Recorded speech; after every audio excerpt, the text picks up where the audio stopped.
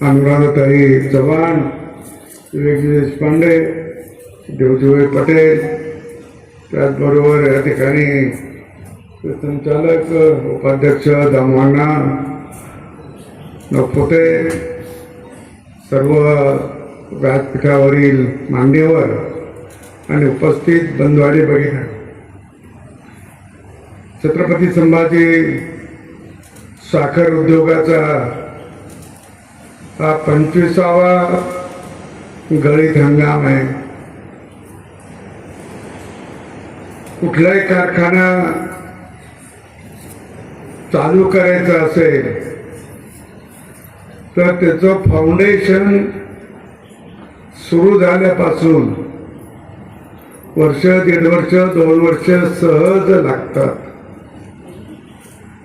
काही कारखान्याचे तर त्याच्यापेक्षा काही दिवस आणखी लागतात, हे पण आपण पाहिलं. काही कारखान्याची नोंदणी झाल्यापासून 15-15 वर्ष गेली, परंतु त्या कारखान्याची काही साखर बाहेर निघाली नाही, असे पण कारखाने नंतर सुरू झाले. पण नोंदणी झाल्यापासून, आपल्या कारखान्याची नोंदणी झाल्यापासून साधारणतः वर्षभराच्या आत आपण हा सगळा कारखाना उभा केला आणि त्याची साखर पण काढली. मला अजून त्या तारखा आठवतात की फेब्रुवारी 2001 ला आपण ते कन्नडचे बाबा त्यांना आणलं होतं बाकीचे, आणि रामकृष्ण बाबाही त्या कार्यक्रमाला होते. त्यांच्या हस्ते आपण या ठिकाणी पहिलं सिमेंटचं टोपलं फाउंडेशनला टाकलं होतं. ती तारीख 2 किंवा 3 फेब्रुवारी 2001 आहे. आणि त्याच्यानंतर साखर ज्यावेळेला बाहेर निघाली त्याच महिन्यामध्ये 28 नोव्हेंबरला आपण साखरेचं पोतही बाहेर काढलं होतं. 9 महिन्याचं सगळा कारखाना उभा राहिला होता. त्याचं कारण एकच होतं की 1250 कारखान्याचं ज्या कंपनीला आपण कारखाना दिला होता ती कंपनी देशातली सगळ्यात चांगली कंपनी, क्रूप नावाची. पहिले त्याचं नाव बकावल होतं, नंतर क्रूप झालं, आता थायसन क्रूप झालंय. आता असं 3दा माझ्या देखत बदललंय ते. तर त्या कंपनीला अनेक कारखान्यांनी, त्यावेळेला खाजगी कारखान्यांनी ऑर्डर केल्या होत्या 1250च्या, आणि त्या कारखान्याच्या ऑर्डर होत्या, त्याचं मटेरियल तयार होत होतं. आता 1250 आपला असू द्या आणखी कोणाचा असू द्या, मटेरियल सारखंच होतं. बॉयलर तोच असायचा, मशीन तेच असायचं, मोटरी तेवढ्याच असायच्या.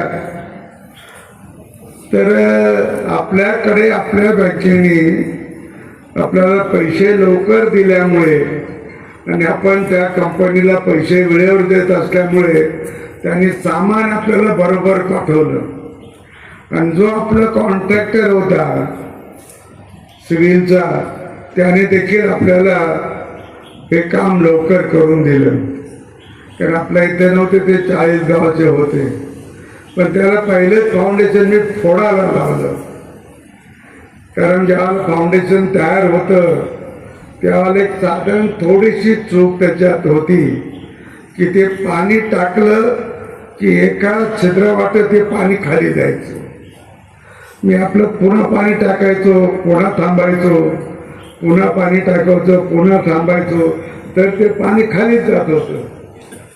आणि मग मी त्याला म्हणले पोकळे, हे पोखळे तू त्याला फोडून टाक आणि दुसरं तयार कर. मग ते फोडायला लावलं, सगळं खूप खालून भरून आणलं होतं, सगळं फोडायला लावलं आणि पुन्हा टाकायला लावलं. नंतर त्याने कुठेही चूक केली नाही आणि कुठेही कमी केलं नाही आणि त्यामुळे असं त्याचं फाउंडेशनही लवकर झालं, सगळं लवकर झालं आणि त्याच्यानंतर आम्ही त्याच्यामध्ये बरेच बदल केले, हळूहळू वाढत गेलो. एखादा उद्योग जसा वाढावा तसा त्याप्रमाणे आपण याच्यात वाढत गेलो.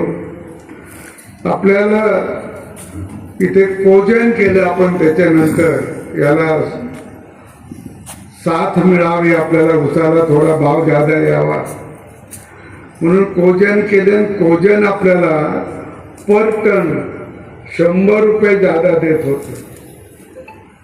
म्हणजे 1 टन ऊस गाळा की आपल्याला 100 रुपये विजेचे मिळत होते.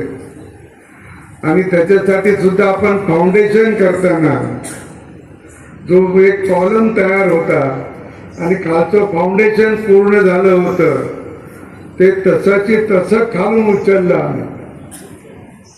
मला आमचे हे बांधे वगैरे म्हणे हे जर असं तिकडं ठेवलं तर ते पत्र उडून जाते, हे उडून जाईल म्हणे पत्र. अरे म्हणजे याचं एवढं वजन आहे, हे जर वर यायचं असेल तर आधी पत्र जाते. आणि मग ते 200-250 बॅगचं सिमेंट बॅगचं फाउंडेशन होतं, ते फुटिंगचं आम्ही उचललं आणि दुसरीकडे ठेवलं आणि त्याच्यावर खांब उभा केला आणि आजही तो चालू आहे. म्हणजे 200-250 रुपये, 200-250 सिमेंट बॅग वाचल्या, खडी वाचली, वाळू वाचली, मेहनतही वाचली. लोकांना हे सांगितलं तर आश्चर्यच वाटतं. असं कुठं होतं, फुटिंगचं उचलून दुसरीकडे ठेवलं तर कसं चालतं, ते तो पोकळ जातं म्हणतात. पोकळ मेलं, काही राहिलं नाही, काही राहिलं नाही, असं चालू आहे. आम्हाला 2012च्या दुष्काळामध्ये इथं पाणीच नव्हतं. आम्हाला पाणी होतं तर चुकना धरणातून, मग ते चुकना धरणात पाणी आलं नाही. आता काय करा, पैशाच होती आणि साखर कारखाना चालू करायचा होता. आणि म्हणून आम्ही शहराच्या मध्ये साताऱ्याच्या बाजूला रेल्वे स्टेशनच्या बाजूला रेल्वे रुळाला लागून एक तरुण भारतची जागा आहे, तिथे एक विहीर होती आणि ती विहीर अगदी नाल्याला लागूनच होती, पण सगळं घाण पाणी त्या विहिरीत येत होतं.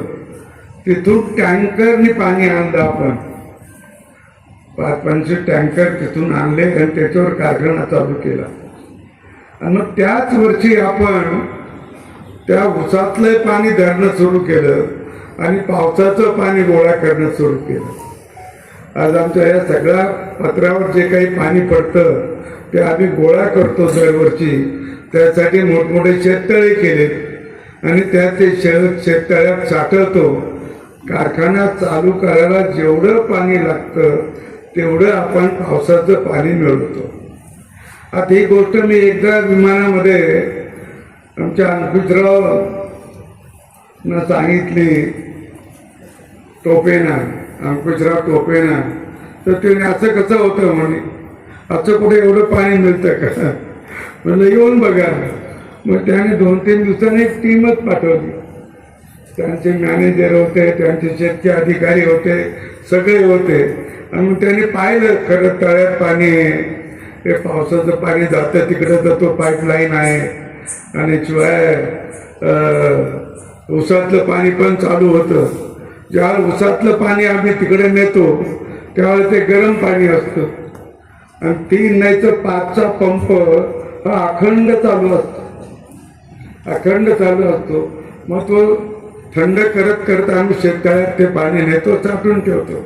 उन्हाळ्याचं पुरतं, पुन्हा साखर कारखाना चालू करायला पुरतं. आता हे एवढं केल्यावर आपल्याला पाण्याचा प्रश्न सुटला. आणि हे सगळं करत असताना आपल्याला लोकांना जे काही वाटतं की होत नाही तर ते आपण या ठिकाणी केलं. आता आमच्या कारखान्याचे जे काही काटकसर आहे, जो काही या ठिकाणी कारखान्यातली स्वच्छता आहे, कारखान्यातली चांगली साखर काढणं आहे, कारखान्यामध्ये कुठेही वाया जाईल काही असं न होणं, हे सगळे कर्मचारी या ठिकाणी बघतात. आणि आमचा हिशोब तेव्हा तुम्हाला परवडतच कसं? इतक्या लांबून जाता आणि तुम्ही डिव्हिडंड देता, ना साखर थोडीफार देता आणि बँकेचं एवढं कर्ज भेटता, तुम्हाला परवडतं कसं? मग एकदा तर आदेश टोपे स्वतः आले त्यांच्या लोकांना घेऊन आणि म्हणलं त्यांना दाखवा सगळं दप्तर आपलं, काही फरक पडत नाही आपल्याला. सहकारी कारखान्यामध्ये मी कधीही गेलो नाही किंवा कोणी मला बोलवलं नाही सहकारी कारखान्यामध्ये. पण दुसरे कोणी आले सहकाराचे कारखानेवाले तर आम्ही त्यांना सहज दाखवतो. तुम्हाला सगळा हिशोब पाहिजे, हिशोब पहा, कारखाना पहा, काही पहा. जसे टोपे आले तसे बाळासाहेब जाधवांचे आता जे मंत्री आहेत सहकार मंत्री त्यांचे भाऊ कारखाना पाहतात, ते पण येऊन गेले. अनेक जण येऊन जातात, पाहतात आणि म्हणतो जा पहा, आपलं काय बिघडतं. आपला कारभार जर पारदर्शक असेल तर आपल्याला त्याची भीती वाटायचं काही कारण नाही. आणि म्हणून कारखान्याला थोडा मदत व्हावी या उद्देशाने आपण पहिल्यांदा कोजन केलं 3 मेगावॅटचं आणि त्याच्यातून आपल्याला फायदा झाल्यानंतर इथेनॉल केलं. इथेनॉल हे करायचो की आपण बाहेरून अल्कोहोल आणायचो आणि त्याचं इथेनॉल करतो.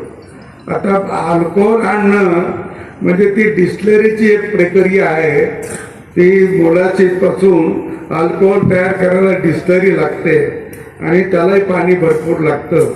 तर ती डिस्टिलरी आपल्याकडे नव्हती, पण आपण इथेनॉल तयार करत होतो, मोलाचीच विकत होतो, अल्कोहोल आणत होतो आणि अल्कोहोलमध्ये जे काही 2-4% पाणी असतं ते पाणी बाजूला काढलं की अल्कोहोल म्हणजे इथेनॉल तयार होतं. तेवढी एक मशिनरी आपण 5-6 कोटीचं खर्च करून ही बसवली आणि त्याच्यात देखील आपल्याला सुरू झाली. मग 2 वर्षापूर्वी आपण इथे डिस्टिलरी पण बसवली आणि आता डिस्टिलरीमधून गेल्या वर्षी आपण आपलं मोलाची, आपलंच अल्कोहोल आणि आपलंच इथेनॉल असं आपण तयार केलं आणि ते विकलं. आता गेल्या वर्षी जवळपास 30 लाख लिटर एवढं आपलं इथेनॉल गेलं. पण यावर्षी सरकारने, केंद्र सरकारने खाजगी कारखान्याला इथेनॉलच्या फार कमी ऑर्डर केल्या. आपण 30 लाख मागितलं होतं पहिल्या टप्प्यात. 2 टप्पे होतात त्याचे. म्हणजे पहिल्या टप्प्यात 30 लाख मागितलं, दुसऱ्या टप्प्यात म्हणलं आपण आणखी 25 लाख लिटर मागू. पण यावर्षी आम्हाला केवळ 8 लाख मिळालं आणि आमच्या आजीदादा पवारच्या त्या कारखान्याला काहीच मिळालं. त्यांचे खाजगी कारखाने पण आहे. आता ते बघू आम्ही कसं काय करायचं ते बघू.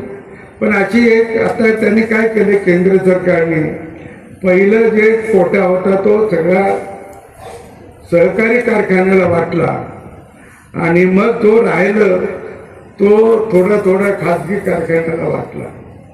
पण देशात जरी खाजगी कारखाने कमी असले तरी महाराष्ट्रात सहकारी आणि खाजगी कारखाने आता बराबरीचे झाले.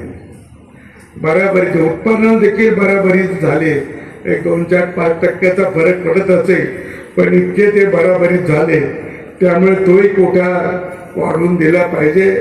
आता गेल्या वर्षी डिस्टिलरी झाल्यानंतर आपण या ठिकाणी आता गॅस तयार करतो. गॅस तर मागे येतच होता, कारण डिस्टिलरी असली की गॅस तयार होतो आणि मग तो गॅस आपण बाजारला पण जाळत होतो.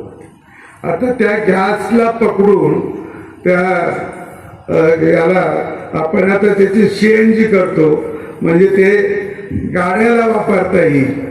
आणि तो प्रकल्पाचं आता फाउंडेशन आपलं चालू आहे आणि ते या वर्षीच्या शेवटीपर्यंत तयार झालं सगळं.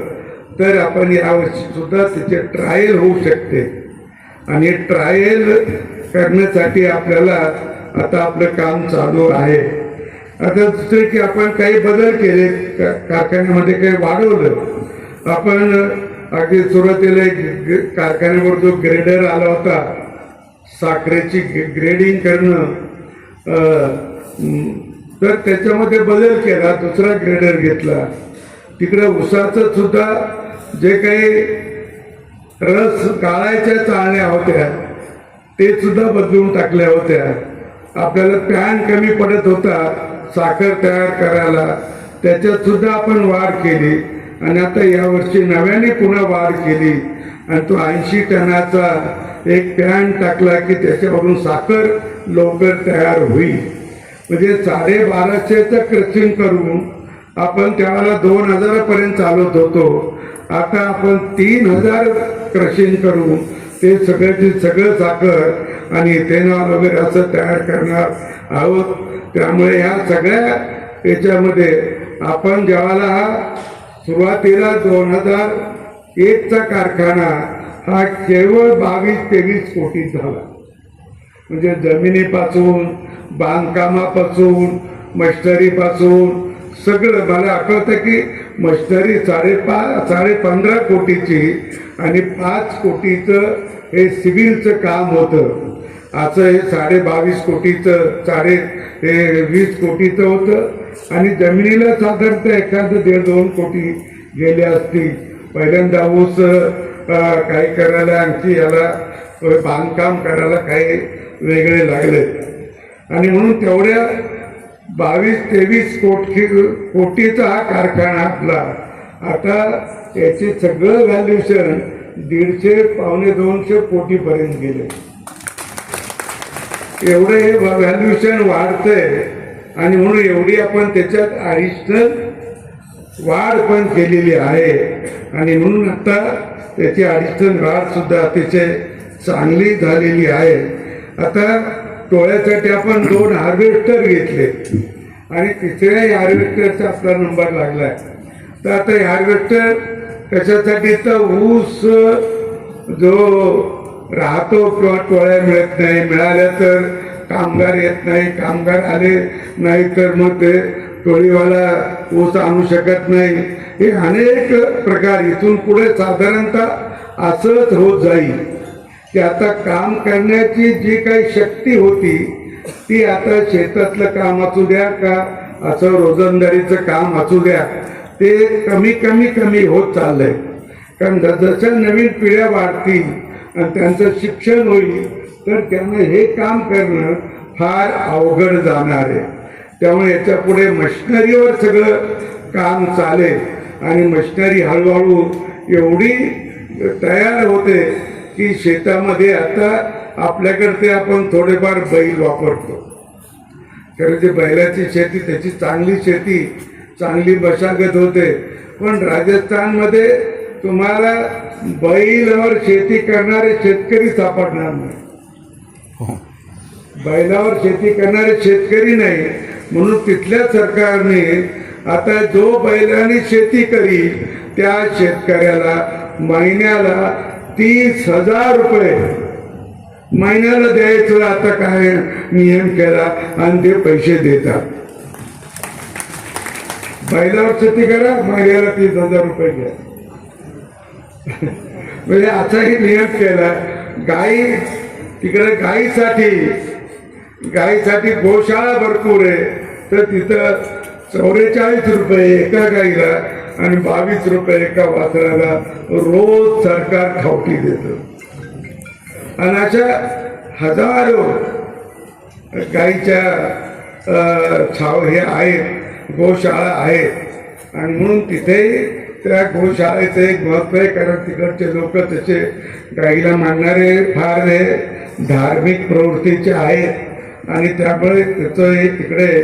पण बैलालाही शेती करावी हे आपल्या देशामध्ये असा नियम कुठेही नाही. बैलाने शेती करावी म्हणून कोणी पैसे देत नाही, ते केवळ राजस्थान सरकार एकटं देते.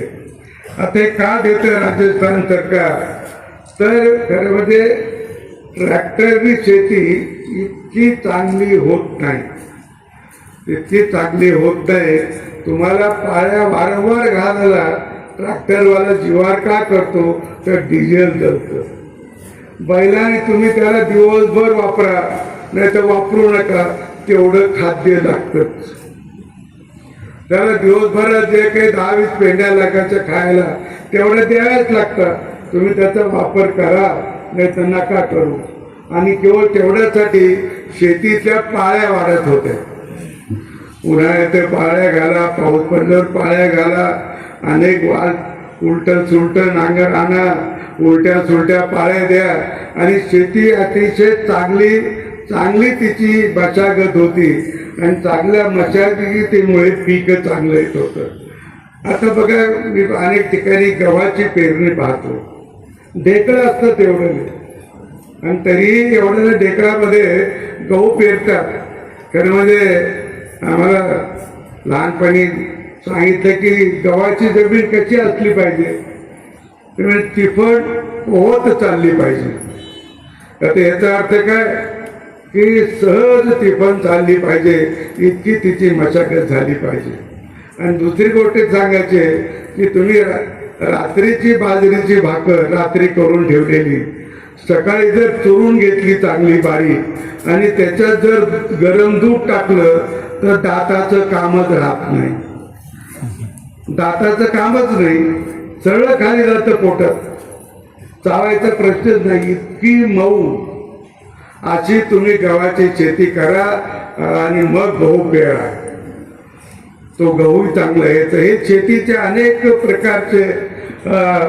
प्रकार त्या जुन्या लोकांना माहिती होते. आपल्याकडे 65 मोठ्या प्रमाणात जाळतात, आणि या 65मुळे प्रदूषणातही मोठा बदल होतो. आता कधी पाऊस पडतो त्याचं ते एक कारण आहे. आता मध्ये बातमी आली होती, बंगालच्या उपसागरामध्ये त्या समुद्राचं तापमान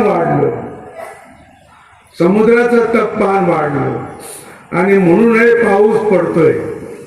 म्हणजे समुद्राचं तापमान सुद्धा थोडं जरी वाढलं उष्णतेने, आणि आता उष्णता निर्माण जादा होते.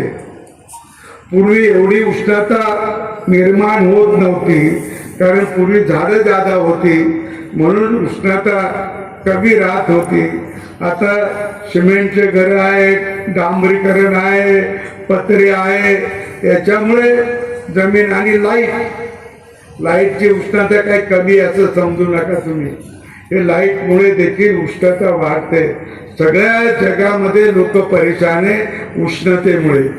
उष्णता वाढत चालल्यामुळे, आणि उष्णता वाढत चालल्यामुळे आता पृथ्वीचं तापमान सुद्धा हे बिघडायला लागलं, आणि त्याचं नुकसान सुद्धा आपल्याला भोगावं लागेल.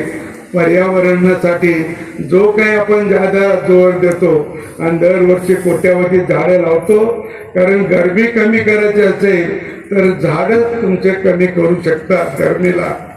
म्हणजे जादा सावली असेल तर हवा थंड राहते, हा सगळ्याचा अनुभव आहे.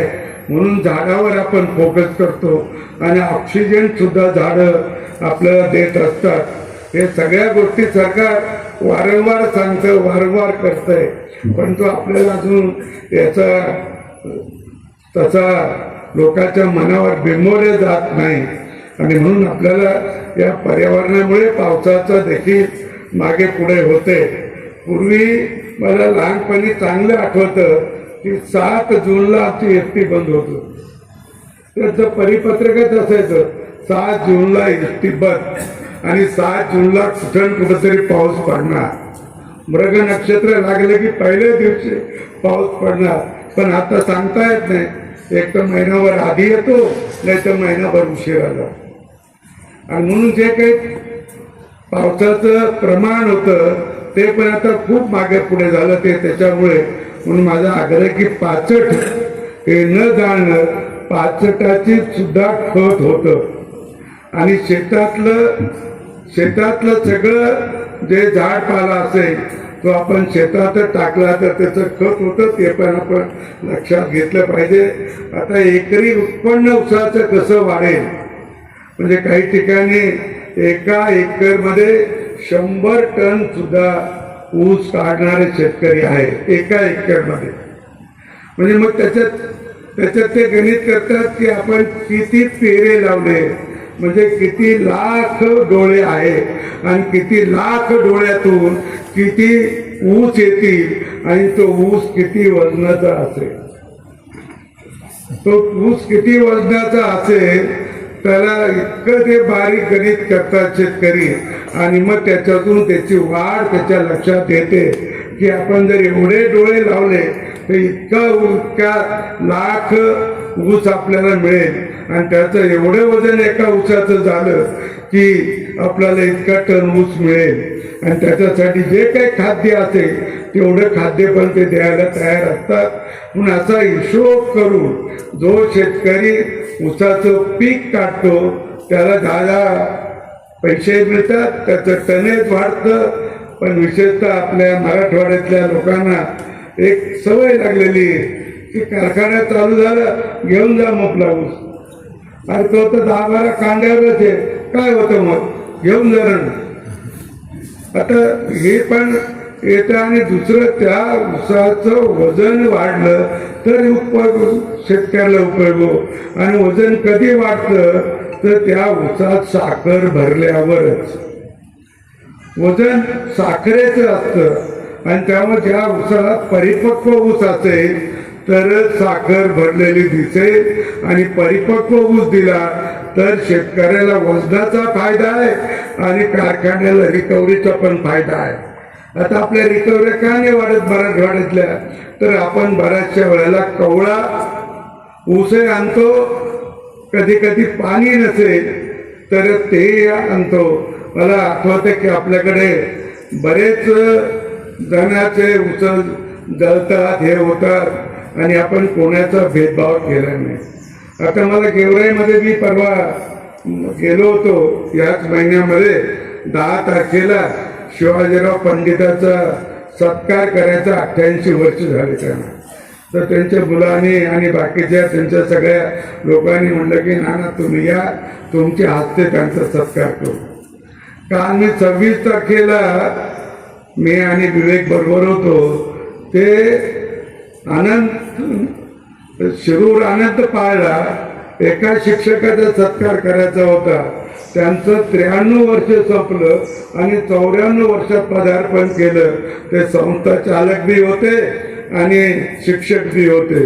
त्यांच्या सत्काराला गेलो होतो. आता त्यामुळे माझं पद आणि माझं वय वाढल्यामुळे मला लोकांच्या सत्कार करायला लोक बोलवतात आणि मी पण जातो. तर त्याच्यासाठी ते पंडिताचा सत्कार करताना मी त्यांना पण ऊस घातला कारण ते इथून सभापती होते, जिल्हा परिषद अध्यक्ष होते. तर इथून जाताना आपल्या स्टँडवर थांबत होते.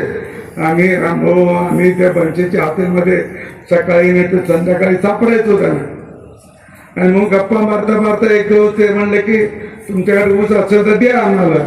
माझ्याकडे होता थोडा ऊस, म्हणले घेऊन जा. आणि दुसऱ्या वर्षी पाऊस चांगला असल्यामुळे ते आम्हाला टोळीत देईना.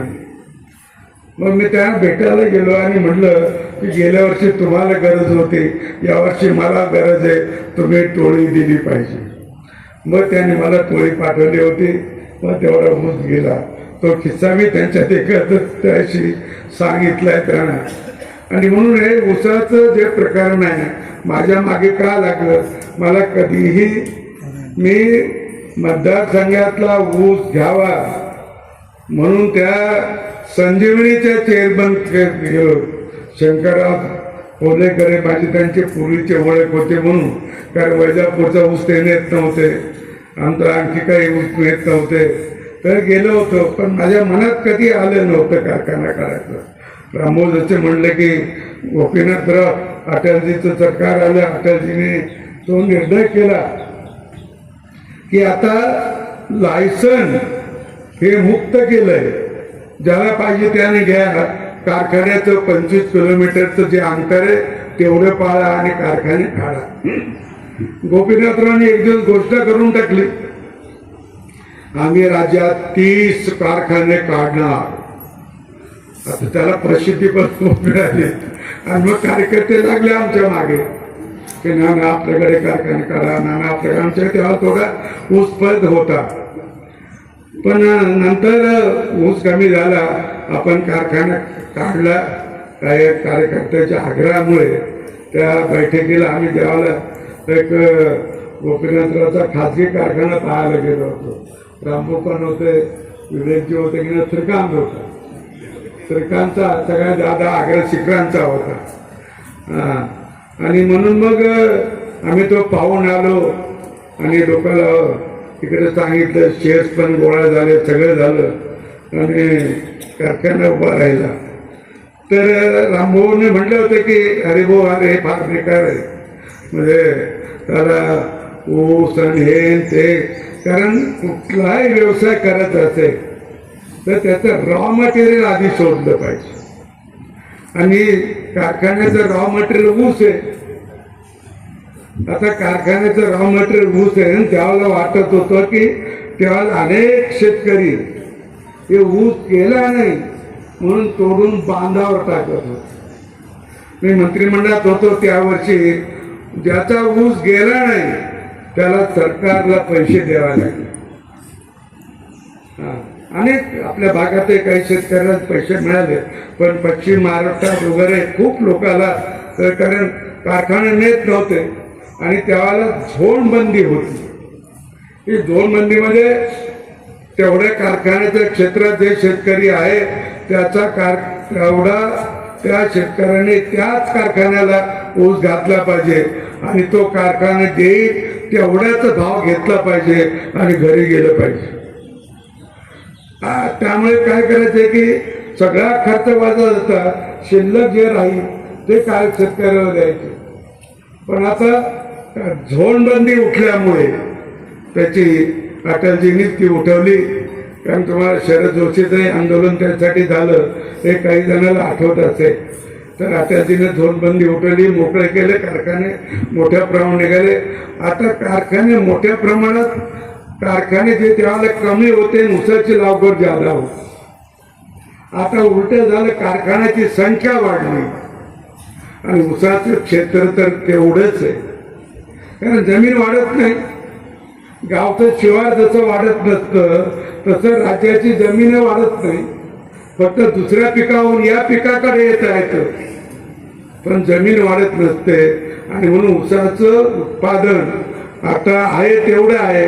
कारखाने संख्येने वाढले आणि त्याच्या कॅपॅसिटीने पण वाढले. आता एका कारखान्याचे जे 2,500 होते त्यांनी 10,000 टनाचे कारखाने उभे केले. जे 12-1250 होते त्यांनी 3,000 5,000 पर्यंत केले. आणि त्यामुळे आता ऊसाचं कारखान्याचे जे दिवस होते कारखाना चालवायचे ते किमान 150 दिवस चालत होते, 200 दिवस चालत होते.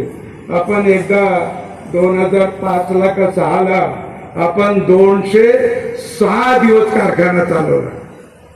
हाच कारखाना 12.5 टनाचा 206 दिवस जूनच्या 6 का 7 तारखेला आपण कारखाना बंद केला आणि त्यावर्षी 4 टनापेक्षा अधिक टन आपण कर्षण केलं होतं. 4 टनापेक्षा 4 लाख टन.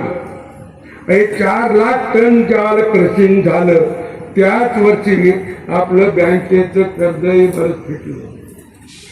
त्याच वर्षी बँकेचं कर्ज फिटलं, नाहीतर बँकेचं व्याज भरायला आदल्या वर्षी अडचणच आली होती. कारण 2003-4 ला कारखाने चालू नव्हते. इतकी अडचणीची परिस्थिती होती. आणि रामभाऊ जे काही म्हणले होते, अरे भाऊ नका हे भानगडीत पडू, पण मला ज्या वेळेला अडचण आली त्या वेळेला या गोष्टीचं ध्यान येतच होतं. नाही असं नाही, पण आता अडचणीतूनही आपल्याला पुढे जाता येतं. हे पण अनेक उदाहरणं आपल्या समोर आहेत. मला आठवतं की एकदा आमच्या पूर्णेचा चेअरमन साखर कारखान्याचं, त्यांनी इथल्या मध्यवर्ती बस स्टँडच्या समोर एक हॉटेल आहे, त्या हॉटेलमध्ये फाशी घेतली. आणि पेपरला आल्यावर वाचल्याबरोबर अरे आपल्या आधी हा यांनी नंबर लावला दिसतो. त्या वर्षी खरंच अशी वाईट स्थिती होती. इतकी सगळ्याच कारखान्याची आपली तर माझं एक सहजपणे बातमीवर लक्ष गेलं माझ्या तोंडातून उद्योग पडलं की आपल्या अधिकारी नंबर लावला आहे. आणि म्हणून मला या सगळ्या याचं जे आहे ते कारखान्याचं कॅपॅसिटी वाढल्यामुळे आपली वाढी मला पूर्ण विश्वास आहे त्यावेळेला की आपण 4 लाखाचा टप्पा गाठू. आपले सगळे कर्मचारी बडदे असतील, टकले असतील, आमचे भागवत असतील, केदारे असतील, हे जे कुठे असतील, हे जे हेड आहेत ते हेड आता मी गेल्या वर्षी इथं अजिबात नव्हतो तरी त्याने चांगलं कोचिंग केलं आणि मी जाताना म्हणलं होतं की यावर्षी कारखाना बरा चालेल. कारण मी असलो की मग त्यांना थोडी भीती वाटते, त्यांना त्यांचे निर्णय घ्यायला उगल माझ्यापर्यंत यावं लागतं. आता त्यांच्या मनाने बरेच वेळा निर्णय घेतात आणि चांगलं करतात. जेव्हा अडचणीचे निर्णय होतील तेव्हा ते मलाही विचारतात आणि म्हणून त्यांना तेवढी मोकळीकपणे आहे. नाही तर सुरुवातीला फोन करून साखरेचा भाव काय द्यायचा हे पण मला विचारायचं. आता मी काही व्यापारी थोडंच होतो साखरेचा रोज रोज भाव पाहायला, पण सांगायचे. पण आता काही सांगायचे ते त्या सगळ्या कारखान्याला फोन करतात, याचा काय भाव आहे, त्याचा काय भाव आहे, त्याचा काय भाव आहे. आणि सगळ्या कारखान्यापेक्षा आपली साखर 10-20 रुपयांना जादा विकतात. आता समरपेक्षा आम्ही 30-40 रुपयाची साखर जादा विकतो. आमचं नॅचरल शुगर आहे त्याच्यापेक्षा आमचा भाव किलो मागे 5-25 रुपये म्हणा, 70-80 रुपये म्हणा, एवढा म्हणजे किलो मागे नाही, त्याच्या मागे क्विंटल मागे एवढा जादा आहे. आता आमचा सरासरी भाव आता यावर्षी साखर वाढली तर गेल्या वर्षी आम्ही अंदाज केला होता की 3700 रुपये साखर आपल्याला पडेल आणि 3700च्या हिशोबाने आपण साऱ्याचा उसाचा भाव दिला होता. सुरुवातीला पहिला हप्ता 2500 नंतर पुन्हा 2600 केला आणि जेव्हा आपलं लक्षात आलं की साखरेचा भाव बरेच आपली साखर 3800 रुपये म्हणजे 38 रुपये क्विंटल 1 किलोनी आपण इथून साखर देतो. आणि हे जे काही 50-100 रुपये वाढले साखरे मागे तर ते आपण ते तशाच्या तसे 2700 रुपये शेतकऱ्याला भाव दिला की तो भाव देता येणार नाही 2700 असं आमचं सुरुवातीचं गणित होतं. आणि मग साखरेचे भाव वाढलं तर आपण तेही शेतकऱ्याला दिलं, इतर कारखान्याच्या बरोबर दिलं. काही कारखाने आपल्याला माहित आहे की आधी घोषणा करतात पण तेवढे देत नाही. घोषणा देऊन पहिले उसं घेऊन येतात आणि 1-2 हप्ते 4 हप्ते नीट देतात, बाकीचे देत नाही. आपण दिलेला शब्द 25 वर्षात कधीही थांबवला नाही, जे बोलू ते केलं. आणि म्हणून या वर्षी सुद्धा आपण चांगला भाव देऊ. विवेकनी सांगितलं की आपल्याला आजूबाजूच्या कारखान्याचा अंदाज घेऊन आपण ते भाव देऊ. कारण इथेनॉल जर नाही गेलं आपलं सगळं तर आपल्याला बाहेर विकावं लागेल आणि बाहेरचे भाव तेवढे मिळत नाही. म्हणून थोडंसं काही दिवस थांबावं लागेल. आणि म्हणून मला असं वाटतं की कारखाना आपण 1 तारखेपासून 30-31ला जर वाहनं आले तर त्याचं क्रशिंग आपल्याला सुरू करावं लागेल.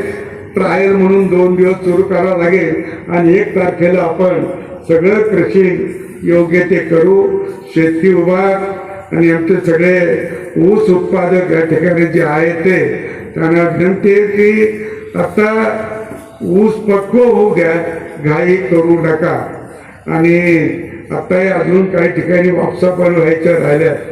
आणि म्हणून जो काही आपण शेतकऱ्याला भाव देतो, जो काही आपण त्यांना सगळ्या गोष्टी पुरवतो तर त्याही नेहमीप्रमाणे होत राहतील.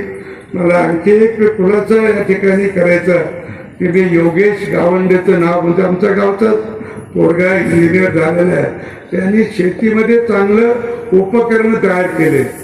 रामभाऊचं मार्गदर्शन त्याला होतं.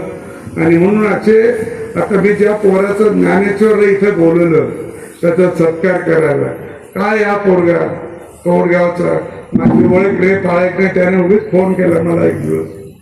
आणि म्हणे की मी असा व्यवसाय करतो, लिंबाचे पानं आणतो, वाळून घेतो आणि त्याची पावडर करतो आणि पतंजलीला पाठवतो.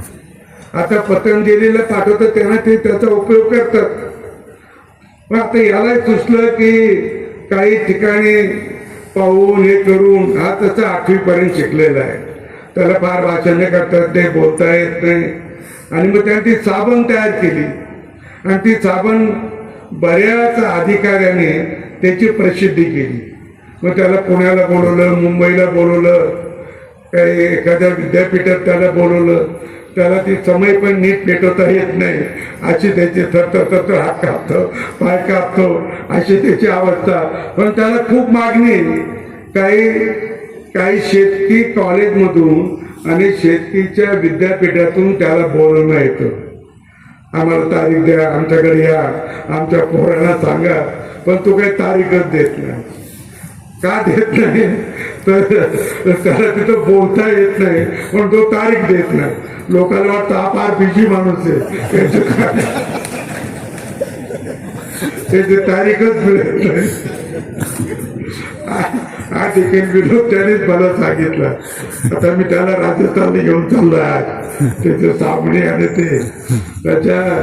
तर असा एखादा उद्योग सुद्धा प्रत्येकाला करता येत, डोकं चालवता येतं, पण मेहनत, ही मेहनत महत्वाची. या दोन्ही पोरांचं ही मेहनत मी पाहिली आणि मला असं वाटतं की खेड्यातले मुलं असे मेहनती निघाले तर त्या घराचा विकास व्हायला, त्या गावचा विकास व्हायला अडचण पडणार नाही.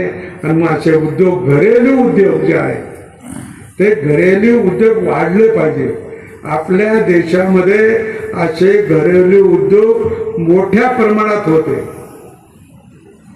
आता आपण कापड घालतच होतो की नाही, हजारो वर्षापासून आपण कापड घालतो, पण आपल्याकडे कापडाच्या गिरण्या कुठेही नव्हत्या. हे सगळं कापड आपण हाताने विणत होतो आणि मग ते घालत होतो. त्याचा व्यापारही होत होता, कारण लोक सगळे आपापल्या घरी करतात, आजही करतात. आमच्याकडे राजस्थानचे केंद्रात मंत्री अर्जुनराम मेघवाल म्हणून कायदा मंत्री, फेटा बिटा बांधतात बघा कायम. तर ते मला सांगत होते की मी शाळेतून आलो, आम्हाला त्या चात्यावर बसावंच लागत होतं कपडा विणायला. आता ते काही फार वर्षाची गोष्ट नाही, 25-30 वर्षापूर्वीची घटना आहे. आम्ही नागालँड मध्ये गेलो होतो 2011ला. जेव्हा त्याच्या घरी मी थांबलो, त्याच्या घरी ते कापड विणतच होते. स्वतःला जे काही कापड लागतात ते घरीच विणतात. इतका मोठा दूर उद्योग आपल्याकडे होता. कापडाचा होता, दुधाचा होता, आणखी वेगवेगळ्या कर्जाचा, वेगवेगळे कौशल्याचा होता, नक्षीकामाचा होता, सगळं होतं. आणि म्हणून इंग्रजांनी ते सगळं बंद केलं. जसे आपल्या गुरुकुल पद्धतीच्या ज्या शाळा होत्या त्या इंग्रजांनी बंद केल्या. का बंद केल्या? तर भारताला आपला गुलाम ठेवायचा असेल भारताच्या लोकाला, तर यांना गरीब बनवलं पाहिजे, यांना लाचार बनवलं पाहिजे. कारण तो जो मेकॅलो होता त्याने 1835ला वाचन केलं तिकडं की भारताचे लोक, त्यांच्यात नैतिक शक्ती ज्यादा आहे, प्रामाणिकपणा, इमानदारी आहे, एक दुसऱ्याला मदत करायची प्रेरणा आहे. मी सगळीकडे हिंदुस्थानात फिरलो, मला कोणी चोर भेटला नाही, कोणी मला भीक मागणारा भेटला नाही. इतकी श्रीमंती 1835 साली आपल्याकडे होती आणि ती श्रीमंती यांची गेली पाहिजे, हे भीक मागले पाहिजे म्हणून आपली शिक्षण पद्धती बदलली. आपल्या ह्या घरोघरी उद्योग जे होते ते सगळे बंद केले आणि त्याचा परिणाम म्हणून माणसं गरीब गरीब गरीब लाचार झाले. महात्मा गांधीचं एक भाषण आहे, ते भाषण आहे की 23 मार्च 1922 अहमदाबादच्या तिथं त्याने भाषण दिलं आणि त्या भाषणावर त्यांना 6 वर्षाची शिक्षा झाली होती इंग्रजाच्या काळात. काय म्हणलं ते महात्मा गांधी म्हणलं ते इंग्रजांनी आम्हाला सगळे लुटलंय. आमचे घरेलू उद्योग बंद केले. त्यामुळे आमच्या लोकांजवळ आता अन्नधान्य राहिलं नाही. शेतीचे उद्योग सुद्धा बंद पडत राहिले. दुष्काळात आम्हाला पाण्या वाचून मरावं लागतं. अन्नधान्य नसल्यामुळे अनेक लोकांचा भूक बळी पडतोय आणि सगळी माणसं अन्ना वाचून मरताय. हे महात्मा गांधीचं भाषण आहे. 23 मार्च 1922 सालचं अहमदाबादचं. म्हणजे एकीकडे इंग्लंडचा माणूस सांगतो की या देशात भीक मागणारे कोणी नाही, या देशामध्ये चोरी करणारे कोणी नाही. आणि 90 वर्षानंतर महात्मा गांधी हे सांगतात की आम्हाला पूर्ण कंगाल करून सोडलं. कशामुळे? तर तुम्ही लाचार झाल्याशिवाय तुम्ही इंग्रजाला स्वीकारणार नाही. लाचार झाले तर त्यांच्या देण्यावर तुम्ही जगा. आणि म्हणून तुम्हाला त्यांनी गरीब केलं, लाचार केलं आणि शिक्षणात सुद्धा तुमची शिक्षा पद्धती बंद केली आणि तुम्हाला निरक्षर करून सोडलं. तुमची बौद्धिक क्षमता कमी करून सोडली, तुमची शारीरिक क्षमता कमी करून सोडली इंग्रजांनी. आणि म्हणून कशासाठी? तर त्यांचे गुलाम तुम्ही राहा म्हणून. आता ही अवस्था आपल्या देशाची झाली. आणि आता आपण पाहतोय तेव्हापासून तर 60-70 वर्षामध्ये आपली परिस्थिती फार सुधारलेली नव्हती. आता आपली परिस्थिती जगामध्ये आज आपल्याला मान मिळतोय. तुम्ही पाहिलं असेल की परदेशामध्ये आपले पंतप्रधान जायचे असतात पूर्वी, त्यावेळेला एखाद्या पेपरमध्ये त्यांचा छोटासा फोटो आणि थोडी बातमी यायची. आताचे पंतप्रधान कोणत्या देशात जाऊ दे तर पहिल्या पानावर मोठी बातमी येते. ते कशाचं लक्षण आहे की मोदींनी ताकद मिळवली, भारताची ताकद वाढली म्हणून पंतप्रधानाला लोक तिकडे रिस्पेक्ट देतात, चांगलं स्वागत करतात. आपली जर ताकदच वाढली नसती, आता शस्त्रात सुद्धा आपण आता निर्यात करतो. इतके वर्ष आपण लढायचे शस्त्र विकत घेत होतो, आता निर्यात करतो. आता ट्रम्पने, अमेरिकेच्या अध्यक्षांनी एवढ्या घोषणा केल्या, भारताचं हे वाढू दे, ते वाढू दे, पोरांना येऊ देणार नाही, पोरं शिकायला आले 80 लाख रुपये भरून घेऊ, एवढ्या घोषणा केल्याच ना. मोदीजीने एक शब्दही उच्चारला नाही, काय नाही, शांत. त्यांना जगाला असं वाटलं की ट्रम्प एवढा मोठ्या देशाचा अध्यक्ष आहे, ट्रम्प एवढं काही बोलतो तरी हे लोक काही त्याच्यावर प्रतिक्रिया करत नाही. याचा अर्थ ट्रम्पच्या वाक्याला काही किंमत दिली नाही. भारत एवढा मजबूत आहे की या ट्रम्पच्या वाक्याला काही गिरत नाही, काही मोजत नाही. आणि आता ट्रम्पने 2-3 दिवसापूर्वी घोषणा केली की आम्ही या रे विद्यार्थ्यांनो, आम्ही तुम्हाला 80 लाख रुपये मागत नाही, तुम्ही इथं प्रवेश घ्या.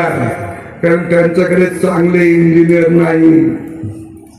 अमेरिकेला इंजिनियरची गरज आहे, चांगल्या लोकांची गरज आहे. त्यांनी बोलून दाखवलंय. आता गुगल आहे सगळीकडे, गुगल चालवणारा माणूस कुठला आहे?